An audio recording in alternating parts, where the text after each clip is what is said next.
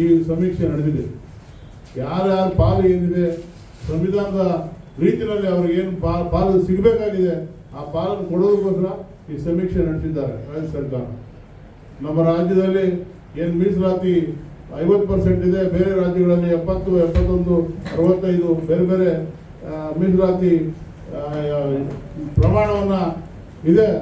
ಆ ರೀತಿ ನಮ್ಮ ರಾಜ್ಯದಲ್ಲೂ ಎಲ್ಲ ಶೋಷಿತರಿಗೆ, ಏನು ಧ್ವನಿ ಇಲ್ಲದವರಿಗೆ, ಬಡವರಿಗೆ ಈ ಒಂದು ಮೀಸಲಾತಿ ಸೌಲಭ್ಯವನ್ನು ಕೂಡ ಹೆಚ್ಚಿಸಲಿಕ್ಕೆ ಈ ವರದಿ ಸಹಾಯ ಆಗುತ್ತೆ.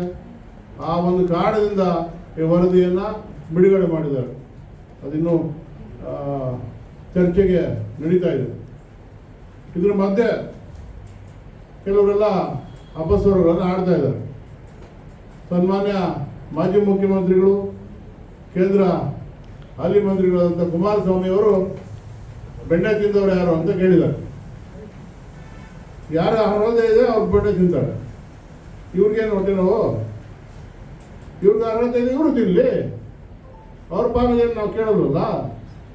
ನಮ್ಮ ಪಾಲು ನಾವು ತಗೊಂಡ್ರೆ ಇವ್ರಿಗೇನು ಕಷ್ಟ ಆಗಿದೆ?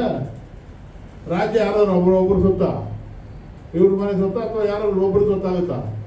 ಎಲ್ಲ ಜನಾಂಗ, ಇದು ಸರ್ವ ಜನಾಂಗದ ಶಾಂತಿಯ ತೋಟ. ಎಲ್ಲರೂ ಸಮಪಾಲನ್ನು ಪಡ್ಕೊಂಡು ಈ ರಾಜ್ಯದಲ್ಲಿ ಬದುಕಬೇಕಾಗಿದೆ. ಯಾರೋ ಒಂದು ಜಾತಿ ಅಥವಾ ಒಂದು ವರ್ಗಕ್ಕೆ ಈ ರಾಜ್ಯ ಸರ್ಕಾರ ಇರ್ಬೋದು, ರಾಜ್ಯ ಇರ್ಬೋದು, ಯಾರು ಏನು ಮಾಡ್ಕೊಂಡಿಲ್ಲ ತಲೆನ. ಅದನ್ನು ಗಮನಿಸಬೇಕಾಗ್ತದೆ ಸನ್ಮಾನ್ಯ ಮಾಜಿ ಮುಖ್ಯಮಂತ್ರಿಗಳು. ಅದಾದಮೇಲೆ ಒಂದು ವಿಚಾರವನ್ನು ತಮ್ಮ ಮುಂದೆ ಮಂಡಿಸಲಿಕ್ಕೆ ಇಷ್ಟಪಡ್ತೀವಿ. ಈ ಒಂದು ವರದಿ ತಯಾರಾಗಿ 2018 ಅಕ್ಟೋಬರ್ನಲ್ಲಿ ಕುಮಾರಸ್ವಾಮಿ ಅವರು ಮುಖ್ಯಮಂತ್ರಿ ಆಗಿದ್ದಾಗ ಅವ್ರ ಕೈಗೆ ಬರುತ್ತೆ. ಸನ್ಮಾನ್ಯ ಪುಟ್ಟರಂಗ ಶೆಟ್ಟರು ಮಂತ್ರಿ ಆಗಿರ್ತಾರೆ, ಹಿಂದುಳಿದ ಜಾತಿಗಳ ಒಂದು ಮಂತ್ರಿ ಆಗಿರ್ತಾರೆ. ಅವ್ರನ್ನ ವರದಿನೇ ತೊಗೊಂಡು ಅವ್ರು ಬೆದರಿಸಿರೋದು ಗೊತ್ತಿಲ್ವಾ ಯಾರಿಗೂ? ವರದಿನ ಅಂಗೀಕಾರ ಮಾಡಲಿಲ್ವಲ್ಲ? ಇವ್ರಿಗೇನು ನೈತಿಕತೆ ಇದೆ ಅದ್ರ ಬಗ್ಗೆ ಮಾತಾಡಲಿಕ್ಕೆ? ತಗೋಬೇಕಾಗಿತ್ತು, ಸಾಧಕ ಪತ್ರಿಕೆಗಳನ್ನ ಚರ್ಚೆ ಮಾಡಬೇಕಾಗಿತ್ತು. ಇವ್ರು ಮುಖ್ಯಮಂತ್ರಿ ಇದ್ದಾಗ ಯಾಕೆ ತಗೊಳ್ಳಿಲ್ಲ? ಸಿದ್ದರಾಮಯ್ಯನವರು ತಗೊಂಡಿದ್ದಾರೆ.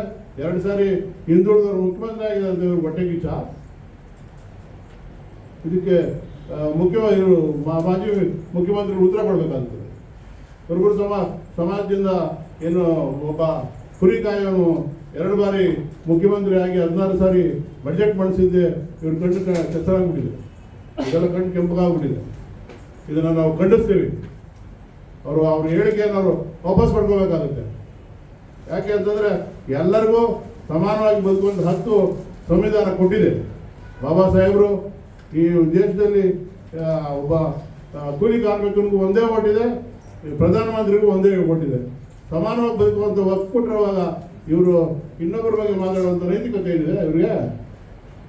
ವರದಿಯನ್ನೇ ತಗೊಳಕ್ಕಾಗ್ತಿರೋಂಥ ಮನುಷ್ಯ ಇವತ್ತು ಅವ್ರಿಗೆ ಬೆಣ್ಣೆ ತಿಂದ್ಬಿಟ್ಟಿದ್ದಾರೆ ಅಂತಂದರೆ ಯಾರು ಬೆಣ್ಣೆ ತಿಂದ್ಬಿಟ್ಟಿದ್ದಾರೆ ಸ್ವಾಮಿ? ಅವ್ರ ಹಕ್ಕನ್ನು ಅವ್ರು ಪಡ್ಕೊಳ್ತಾ ಇದ್ದಾರೆ. ಅವ್ರ ಹಕ್ಕನ್ನು ಪಡ್ಕೊಳ್ಳೋಕ್ಕೆ ಇದನ್ನು ಕೆರೆ ನೀರು ಕೊಡೋಕ್ಕೆ ದೊಡ್ಡ ನಾಯಕರು ಯಾರು ಬೇಕಾಗಿದೆ? ತಾವು ಎಚ್ಚರಿಕೆಯಿಂದ ಮಾತಾಡೋದಾಗ್ತದೆ ಕುಮಾರಸ್ವಾಮಿಗಳ.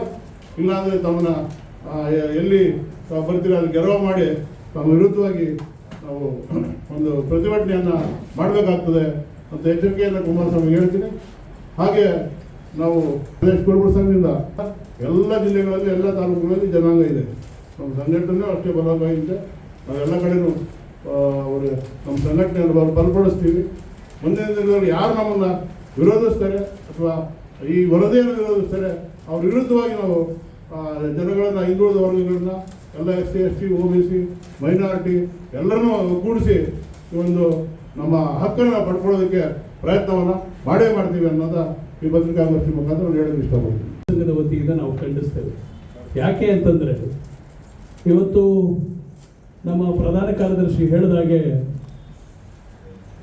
ಪ್ರಜಾಪ್ರಭುತ್ವದ ವ್ಯವಸ್ಥೆಯಲ್ಲಿ ಜನಗಳ ಏನು ಆಧಾರದ ಮೇಲೆ, ಜನಗಣತಿ ಆಧಾರದ ಮೇಲೆ ಸವಲತ್ತುಗಳನ್ನು ಕೊಡಬೇಕು ಅಂತೇಳಿ ಸಂವಿಧಾನದ ಆಶಯ. ಅದರ ವಿರುದ್ಧವಾಗಿ ಮಾತನಾಡೋದು ಬಹಳ ಔಚಿತ್ಯ ಅಲ್ಲ ಅಂತ ನಾನು ಭಾವಿಸ್ತೇನೆ. ಯಾಕೆ ಅಂತಂದರೆ ಇವತ್ತು ಸನ್ಮಾನ್ಯ ಸಿದ್ದರಾಮಯ್ಯರು 2ನೇ ಬಾರಿ ಮುಖ್ಯಮಂತ್ರಿ ಆದಂಥ ಸಮಯದಲ್ಲಿ ಅವರ ಬೆಳವಣಿಗೆಯನ್ನು ಸಹಿಸಲಾರತಕ್ಕಂಥ ಈ ಒಂದು ಕೆಲವು ಜನಗಳು ಈ ಥರ ಹೇಳಿಕೆಗಳನ್ನು ಕೊಡ್ತಾರೆ. ಇವತ್ತು ಅವರ ಆಧಾರದ ಮೇಲೆ, ಅವರ ಜನಸಂಖ್ಯೆ ಆಧಾರದ ಮೇಲೆ ಪಾಲನ್ನು ತಗೊಳ್ತಕ್ಕಂಥದ್ದು ಸಹಜವಾದ್ದು. ಅದಕ್ಕೆ ವಿರುದ್ಧವಾಗಿ ಸನ್ಮಾನ್ಯ ಕುಮಾರಸ್ವಾಮಿ ಅವರು ಮಾತನಾಡ್ತಿದ್ದೀರಿ. ನಿಮಗೆ ಸ್ವಲ್ಪ ಪ್ರಜ್ಞೆ ಇರಬೇಕಾಗ್ತದೆ. ಯಾಕೆ ಅಂತಂದರೆ ನೀವು ಈ ರಾಜ್ಯದ ಮಾಜಿ ಮುಖ್ಯಮಂತ್ರಿಗಳು, ಹಾಲಿ ಕೇಂದ್ರದ ಸಚಿವರು ಮಾತನಾಡಬೇಕಾದಾಗ ಎಚ್ಚರಿಕೆಯಿಂದ ಮಾತನಾಡಬೇಕಾಗ್ತದೆ. ಇವತ್ತು ಸಿದ್ದರಾಮಯ್ಯನವರು ಒಬ್ಬ ಹಿಂದುಳಿದ ವರ್ಗದ ನಾಯಕ, ಅಲ್ಪಸಂಖ್ಯಾತರು, ದಲಿತರು, ಹಿಂದುಳಿದವರ ಬಗ್ಗೆ ಅಪಾರವಾದಂಥ ಕಾಳಜಿ ಇಟ್ಕೊಂಡು ಇವತ್ತು ಜನಪರ ಕೆಲಸಗಳನ್ನು ಮಾಡ್ತಿರ್ತಕ್ಕಂಥ ನೋಡಿ ಸಹಿಸಲಾರದ ಈ ಹೇಳಿಕೆಯನ್ನು ಕೊಡ್ತಾ ಇದ್ದೀವಿ. ನಾವು ಪ್ರದೇಶ ಕುರುಬರ ಸಂಘ ಅದನ್ನು ತೀವ್ರವಾಗಿ ಖಂಡಿಸ್ತದೆ.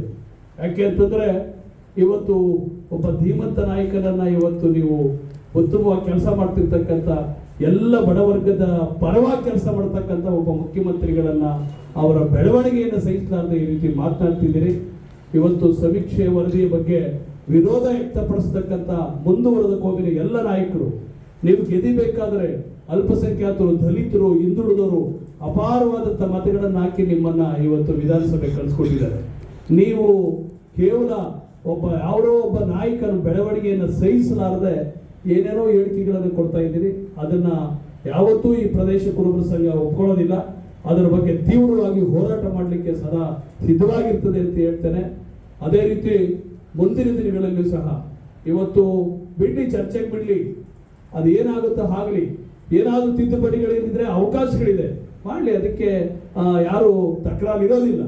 ಅದನ್ನು ಬಿಟ್ಬಿಟ್ಟು ಏಕಾಏಕಿ ಇದಕ್ಕೆ ತೀವ್ರವಾಗಿ ನಾವು ವಿರೋಧಿಸ್ತೀವಿ. ಎರಡು ಕೋಮ್ನವ್ರನ್ನ ಕಟ್ಕೊಂಡು ವಿರೋಧ ಮಾಡಿಕೊಂಡು ನೀವು ಯಾವ ರೀತಿ ಸರ್ಕಾರ ನಡೆಸ್ತೀರಿ ಅಂತ ಹೇಳ್ತಕ್ಕಂಥ ಹೇಳಿಕೆ ಅದು ಯಾವ ರೀತಿಯಲ್ಲಿ ಇದೆ ಅಂತ ಅನ್ನೋದ್ರ ಬಗ್ಗೆ ತಾವೆಲ್ಲ ಯೋಚನೆ ಮಾಡಬೇಕಾಗ್ತದೆ.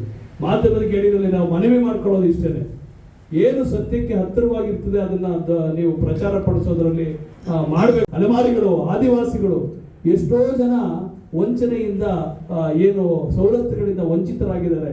ಅವರೆಲ್ಲರಿಗೂ ನಾವು ಅನುಕೂಲ ಆಗಬೇಕು ಅಂದ್ರೆ ಈ ವರದಿ ಜಾರಿ ಆಗಬೇಕು.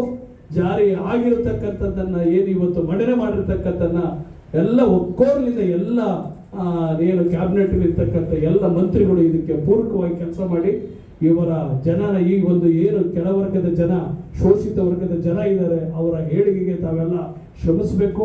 ಎಲ್ಲ ಶೋಷಿತರ ಮಕ್ಕಳ ವಿದ್ಯಾಭ್ಯಾಸ ಇರ್ಬೋದು, ಶೈಕ್ಷಣಿಕ ಇರ್ಬೋದು, ಉದ್ಯೋಗ ಇರ್ಬೋದು, ಸಾಮಾಜಿಕ ಇರ್ಬೋದು, ಎಲ್ಲ ಕ್ಷೇತ್ರದಲ್ಲೂ ಇದು ಬರಬೇಕಾದ್ರೆ ಈ ವರದಿನಲ್ಲಿ ಗೊತ್ತಾಗ್ತದೆ. ಆ ಕಾರಣಕ್ಕೋಸ್ಕರ ನೀವು ಎಲ್ಲರೂ ಸಹಾಯ ಮಾಡಬೇಕು. ಮತ್ತೆ ಕೇಂದ್ರದ ಸಚಿವರು ಇರ್ಬೋದು, ಇದರ ವಿರುದ್ಧವಾಗಿ ಮಾತನಾಡ್ತಕ್ಕಂಥ ಯಾರೇ ನಾಯಕರಾದರೂ ಸಹ ಅವರ ಬಗ್ಗೆ ತೀವ್ರವಾಗಿ ನಮ್ಮ ಪ್ರದೇಶ ಕುರುಬರ ಸಂಘ ಖಂಡಿಸ್ತದೆ. ಇದರ ಬಗ್ಗೆ ಮುಗ್ಗರವಾದಂಥ ಇದನ್ನ ಹೋರಾಟಗಳನ್ನು ಮುಂದಿನ ದಿನಗಳಲ್ಲಿ ಮಾಡಬೇಕಾಗ್ತದೆ ಅಂತ ನನ್ನ ಎಚ್ಚರಿಕೆಯನ್ನು ಹೇಳಿ, ಶೈಕ್ಷಣಿಕ ಸಾಮಾಜಿಕ ಸಮೀಕ್ಷೆನ ವಿರೋಧ ಮಾಡ್ತಾ ಇರುವಂಥವರು ಅವೈಜ್ಞಾನಿಕ ಅನ್ನೋ ಒಂದು ಪದವನ್ನು ಬಳಸ್ತಾ ಇದ್ದಾರೆ. ಯಾವ ರೀತಿ ಅವೈಜ್ಞಾನಿಕ? ಇದು ಈ ಹಿಂದೆ ಕಾಂತರಾಜ್ ಅವರ ನೇತೃತ್ವದಲ್ಲಿ ಈ ಒಂದು ಸಮೀಕ್ಷಾ ಕಾರ್ಯ ಆರಂಭ ಆದಂಥ ಸಂದರ್ಭದಲ್ಲಿ ಅವತ್ತು 1,33,000 ವಿವಿಧ ಹಂತದ ಅಧಿಕಾರಿಗಳು ಮತ್ತು ಶಿಕ್ಷಕರ ಅವರಿಗೆಲ್ಲರಿಗೂ ಕೂಡ ತರಬೇತಿನ ನೀಡಿ 20 ದಿನಗಳ ಕಾಲ ಈ ರಾಜ್ಯದಲ್ಲಿ ಸಮೀಕ್ಷೆನ ಮಾಡಿ, ಅದಾದ ಮೇಲೆ ಇದರಲ್ಲಿ ಯಾವುದೇ ತರ ಕೊರತೆ ಬರಬಾರ್ದು, ನ್ಯೂನತೆಗಳು ಇರಬಾರ್ದು ಅನ್ನೋ ಕಾರಣಕ್ಕೆ ಸಹಾಯವಾಣಿನೂ ಕೂಡ ತೆಗೆದು ಸುಮಾರು ದಿವಸಗಳ ಕಾಲ ಯಾರೇ ಆಗಿದ್ರು ಕೂಡ ಅದನ್ನು ಸರಿಪಡಿಸಿಕೊಳ್ಳಲಿಕ್ಕೆ ಕಾಲಾವಕಾಶ ಕೊಟ್ಟು ಇದ್ರದ್ದು ಡಾಟಾನ ತಯಾರು ಮಾಡಿ ಆದ ನಂತರ ಈಗಾಗಲೇ ನಮ್ಮ ಕಾರ್ಯದರ್ಶಿಯವರು ಹೇಳ್ದಂಗೆ ಅಲ್ಲಿ ಪುಟ್ಟರಂಗ ಶೆಟ್ಟರ ವರದಿನ ಸ್ವೀಕಾರ ಮಾಡಲಿಕ್ಕೆ ಮಾನ್ಯ ಎಚ್ ಡಿ ಕುಮಾರಸ್ವಾಮಿ ಅವರು ಅವಕಾಶ ಕೊಡಲಿಲ್ಲ. ಅವತ್ತೇ ಕೊಟ್ಟಿದ್ರೆ, ಅವತ್ತೇ ಸಾರ್ವಜನಿಕ ಚರ್ಚೆಗೆ ಬಿಟ್ಟಿದ್ರೆ ಇದು ಸಿದ್ದರಾಮಯ್ಯನವ್ರ ಮೇಲೆ ಈ ರೀತಿ ಆರೋಪಗಳು ಬರ್ತಾ ಇರಲಿಲ್ಲ. ಆದರೆ ಅವತ್ತು ಇವರು ಆ ಕೆಲಸ ಮಾಡದೇ ಇದ್ದಿದ್ದಕ್ಕೆ ಈಗ ಮತ್ತೆ ಜಯಪ್ರಕಾಶ್ ಅವರ ನೇತೃತ್ವದಲ್ಲಿ ಈ ಡಾಟಾನ ಕರ್ನಾಟಕ ರಾಜ್ಯಕ್ಕೆ ಮತ್ತು ರಾಜ್ಯ ಸರ್ಕಾರಕ್ಕೆ ಸಲ್ಲಿಸುವಂಥ ಕೆಲಸ ಆಗಿದೆ. ಈಗ ಅದೇನು ಇವತ್ತು ಇದೇ ಅಂತಿಮ ಅಲ್ಲ. ಮಾನ್ಯ ಮುಖ್ಯಮಂತ್ರಿಗಳು ಈಗ ಅದನ್ನು ಸ್ವೀಕಾರ ಮಾಡಿದ್ದಾರೆ, ಆಮೇಲೆ ಸಂಪುಟ ಸಭೆಯಲ್ಲಿ ಮಂಡನೆ ಮಾಡಿದ್ದಾರೆ.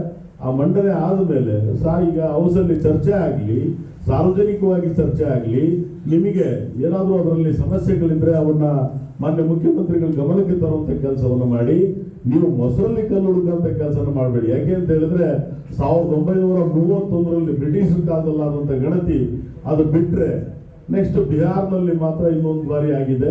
ಅದು ಬಿಟ್ಟರೆ ಕರ್ನಾಟಕದಲ್ಲಿ ಈ ರೀತಿ ಒಂದು ಪ್ರಯತ್ನ ಆಗಿರುವಂಥದ್ದು. ಇಡೀ ಭಾರತ ರಾಷ್ಟ್ರ ಈ ನಮ್ಮ ಕರ್ನಾಟಕವನ್ನ ಮಾನ್ಯ ಮುಖ್ಯಮಂತ್ರಿ ಸಿದ್ದರಾಮಯ್ಯನವರ ಕಾರ್ಯವನ್ನ ಸ್ವಾಗತ ಮಾಡಬೇಕಾಗಿತ್ತು. ಪ್ರಧಾನಿಯವರು ಕೂಡ ಸ್ವಾಗತ ಮಾಡಬೇಕಾಗಿತ್ತು. ಕಾರಣ ಯಾಕೆ ಅಂತ ಹೇಳಿದ್ರೆ ಅವರು ಕೂಡ ಈಗಾಗಲೇ ಈ ಒಂದು ಗಣತಿ ಕಾರ್ಯನ ಮಾಡಲಿಕ್ಕೆ ಮುಂದೆಜ್ಜೆ ಇಟ್ಟಿದ್ದಾರೆ. ಆದರೆ ಕರ್ನಾಟಕ ಬಹಳ ಹಿಂದೆನೇ ಈ ಕೆಲಸನ ಮಾಡಿರೋದು ಬಹಳ ಅತ್ಯಂತ ಸ್ವಾಗತ ಅನ್ನೋ ಒಂದು ಪದವನ್ನ ನಾನು ಹೇಳಲಿಕ್ಕೆ ಬಯಸ್ತೇನೆ. ಕೆಲಸ ಕರ್ನಾಟಕ ಸರ್ಕಾರ ಹಿಂದುಳಿದವರುಗಳ ಆಯೋಗ ಮಾಡಿದೆ. ದಯಮಾಡಿ ಎಲ್ಲ ಪ್ರಬಲ ಜಾತಿಯ ನಾಯಕರುಗಳಲ್ಲಿ ನಮ್ಮದೊಂದು ಮನವಿ, ಏನು ಪ್ರದೇಶ ಕಾಂಗ್ರೆಸ್ಸಿಂದ ಒಂದು ಮನವಿ ಮಾಡ್ತಾ ಇದ್ದೀವಿ. ದಯಮಾಡಿ ಇದು ಸಾರ್ವಜನಿಕ ಚರ್ಚೆ ಆಗಲಿ. ನಿಮಗೆ ನಿಮ್ಗೆ ಯಾವ್ದಾದ್ರು ಬಿಟ್ಟೋಗಿದ್ರೆ ಅದನ್ನು ಸೇರಿಸ್ಕೊಳ್ಳಿಕ್ಕೂ ಕೂಡ ಅವಕಾಶ ಉಂಟು. ನಿಮ್ಮ ಅಂಕೆ ಸಂಖ್ಯೆಗಳು ಇವತ್ತು ಕರಾರುವಕ್ಕಾಗಿ ಇಲ್ಲ ಅಂತೇಳಿ ನೀವು ಆಪಾದನೆ ಮಾಡ್ತಾ ಇದ್ದೀರಿ. ನೀವು ನಿಧಾನವಾಗಿ ಅವೆಲ್ಲವನ್ನು ಕೂಡ ನಿಮ್ಮ ಯಾರನ್ನ ಬಿಟ್ಟೋಗಿದ್ದಾವೆ, ಯಾವ ಗಣತಿಯಿಂದ ಬಿಟ್ಟೋಗಿದ್ದಾವೆ ಅವನ್ನೆಲ್ಲವನ್ನು ಸೇರಿಸ್ಕೊಳ್ಳಿಕ್ಕೆ ಅವಕಾಶ ಉಂಟು. ಆದರೆ ಮಾನ್ಯ ನಮ್ಮ ಕುಮಾರಸ್ವಾಮಿ ಅವರು ಲಿಂಗಾಯತು ಅವರೆರಡೂ ಬಾಂಧವರಿಗೆ ನಾನು ಮನವಿನ ಮಾಡ್ತೀನಿ, ನೀವು ಸರಿಪಡಿಸ್ಕೊಳ್ಳಿಕ್ಕೆ ಅವಕಾಶ ಇದೆ. ಬೇಡ, ಈ ರಾಜ್ಯದಲ್ಲಿ ಸಮಾಜದ ಬಸವಾದಿ ಶರಣರು ನಡೆದಂತ ಒಂದು ಭೂಮಿ ಇದು. ಈ ಭೂಮಿನಲ್ಲಿ ನಾವು ಕೂಡ ಸಮಾಜದಲ್ಲಿ ಬದುಕಬೇಕು ಅನ್ನೋ ಒಂದು ಎಲ್ಲ ವರ್ಗದ ಜನರು ಕೂಡ ಸಮ ಪ್ರಮಾಣದಲ್ಲಿ ಬದುಕಬೇಕು ಅನ್ನೋ ಒಂದು ಆಸೆಯಿಂದ ಈ ಒಂದು ಹೋರಾಟಗಳನ್ನ ಮಾಡ್ತಾ ಇದ್ದೇವೆ.